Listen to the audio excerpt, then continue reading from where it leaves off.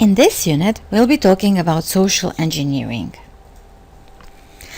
In computer security, social engineering is a term that describes a non-technical kind of intrusion that relies heavily on human interaction and often involves tricking other people to break normal security procedures.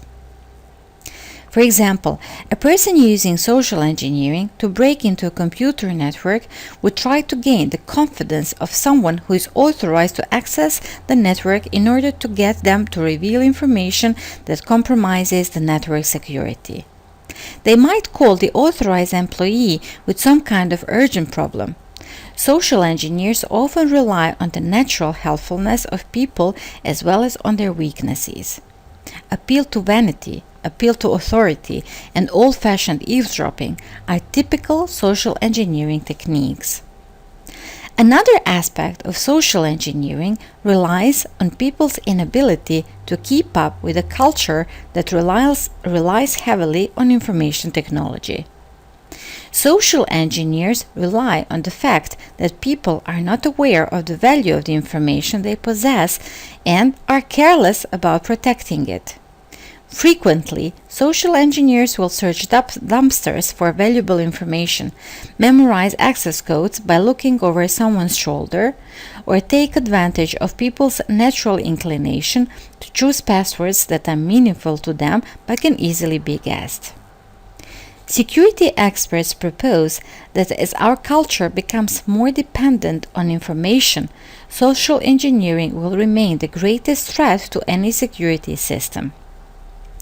Prevention includes educating people about the value of information, training them to protect it, and increasing people's awareness of how social engineers operate.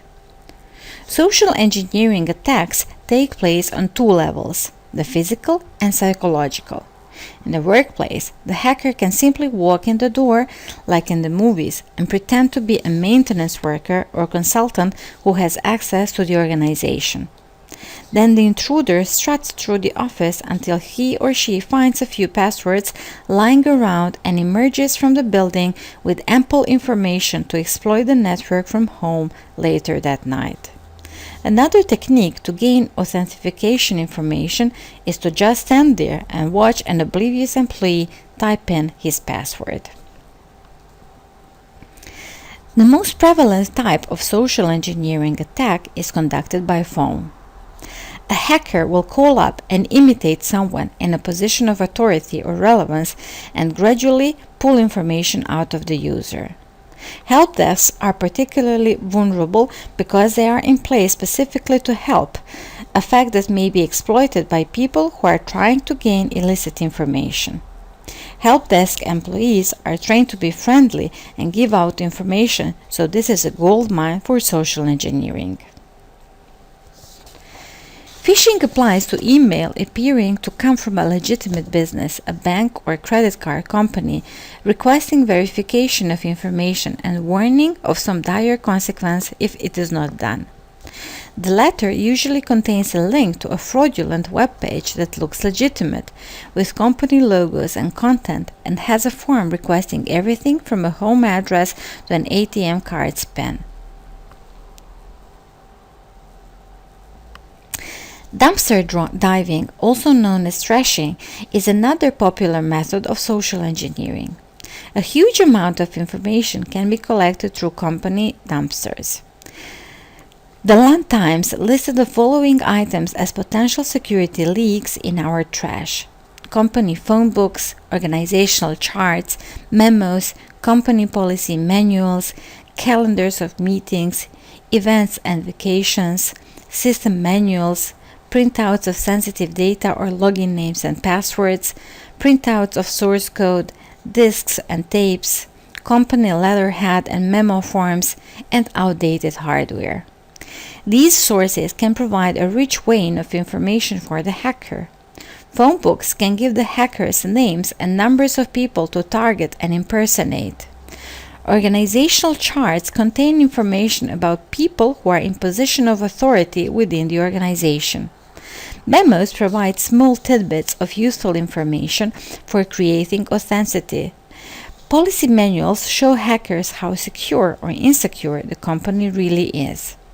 Calendars are great. They may tell attackers which employees are out of town at a particular time. System manuals, sensitive data, and other sources of technical information may give hackers the exact keys they need to unlock the network. Finally, outdated hardware, particularly hard drives, can be restored to provide all sorts of useful information. The Internet is fertile ground for social engineers looking to harvest passwords. The primary weakness is that many users often repeat the use of one simple password on every account. So once the hacker has one password, he or she can probably get into multiple accounts. One way in which hackers have been known to obtain this kind of password is through an online form. They can send out some sort of sweepstakes information and ask the user to put in a name, including email address. That way, she might even get that person's corporate account password as well, and a password. Another way hackers may obtain information online is by pretending to be the network administrator, sending email through the network and asking for a user's password. This type of social engineering attack does not generally work because users are generally more aware of hackers when online, but it is something of which to take note. Furthermore, pop-up windows can be installed by hackers to look like a part of the network and request that the user re-enter his username and password to fix some sort of a problem. At this point in time, most users should know not to send passwords in clear text, if at all, but it never hurts to have an occasional reminder of this simple security measure from the system administrator. Even better, system administrators might want to warn their users against disclosing their passwords in any fashion other than a face-to-face conversation with a staff member who is known to be authorized and trusted. Email can also be used for more direct means of gaining access to a system. For instance, mail attachments sent from someone of authenticity can carry viruses, worms, and Trojan horses. A road apple is a real-world variation of a Trojan horse that uses physical media and relies on the curiosity of the victim. The attacker leaves a malware-infected CD-ROM or USB key in a location sure to be found, such as bathroom, elevator, sidewalk, gives it a legitimate-looking and curiosity-picking label and simply waits. Quid pro quo. In this type of an attacker calls random numbers at the company, claiming to be calling back from technical support. Eventually, they will hit someone with a legitimate problem, grateful that someone is calling back to help them. The attacker will help solve the problem, and in the process have the user type comments that give the attacker access and/or launch malware.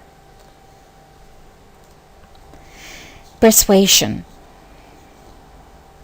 The hackers themselves teach social engineering from a psychological point of view, emphasizing how to create the perfect psychological environment for the attack. Basic methods of persuasion include impersonation, conformity, diffusion of responsibility, and plain old friendliness. Regardless of the method used, the main objective is to convince the person disclosing the information that the social engineer is in fact a person that they can trust with that sensitive information. The other important key is to never ask for too much information at a time, but to ask for a little from each person in order to maintain the appearance of a comfortable relationship.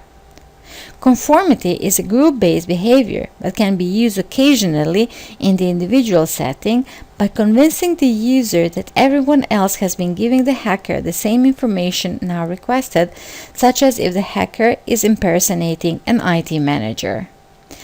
When hackers attack in such a way as to diffuse the responsibility of the employee giving the password away, that alleviates the stress on the employee. When in doubt, the best way to obtain information in a social engineering attack is just to be friendly. The idea here is that the average user wants to believe the colleague on the phone and wants to help, so the hacker really only needs to be basically believable.